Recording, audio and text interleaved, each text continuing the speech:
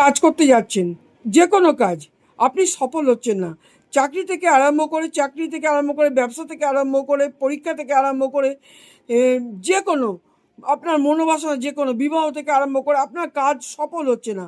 মা বগলাকে যদি আপনি মানেন, মা বগলাকে যদি আপনি ভক্তি বলে ডাকেন, আর মা বগলা যেই মন্ত্রটা, গায়ত্রী মন্ত্রটা বলবো, সেটা যদি আপনি লিখে নিয়ে আপনি এটা রোজ জপ করতে পারেন, 51 বার, 21 বার, 11 বার, 108 বার, যে যতবার যার সময় আছে তবে করবে, যার যতটা সময় আছে। তাহলে কি মন্ত্রটা হবে?